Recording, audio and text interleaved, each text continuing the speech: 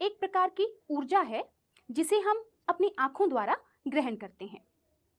प्रकाश की किरण वह सरल रेखीय पथ जिस पर प्रकाश गति करता है उसे हम प्रकाश की किरण कहते हैं।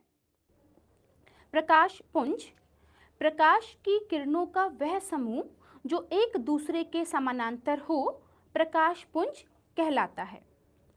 आपतित किरण वह प्रकाश की किरण जो किसी सतह पर पड़ती है आपतित किरण कहलाती है।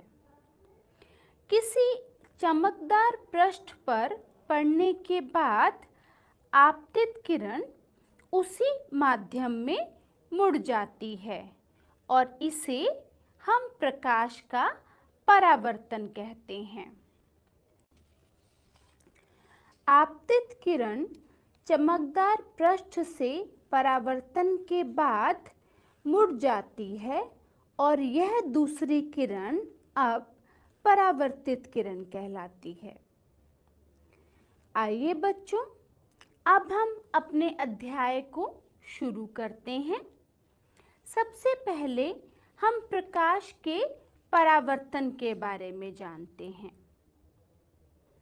बच्चों, आपने अपने दैनिक जीवन में देखा ही है कि जब प्रकाश की किरण किसी दीवार, दर्पण या किसी चमकदार सतह से टकराती है तो उसके बाद वो दूसरी दिशा में मुड़ जाती है।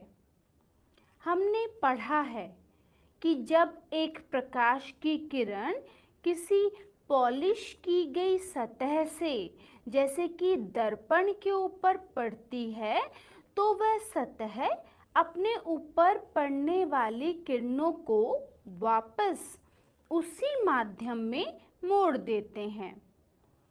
इसे हम प्रकाश का परावर्तन कहते हैं। प्रकाश के परावर्तन के दो नियम हैं जो हम पिछली कक्षाओं में पढ़कर आए हैं। पहला नियम आपतन कोण परावर्तन कोण के बराबर होता है, अर्थात angle I is equals to angle R। और दूसरा नियम आपतित किरण दर्पण के आपतन बिंदु पर अभिलंब और परावर्तित किरण सभी एक ही तल में होते हैं।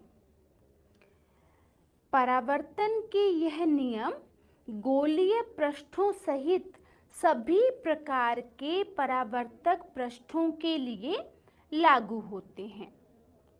बच्चों, आप रोज अपने आप को घर में लगे दर्पण में देखते होंगे।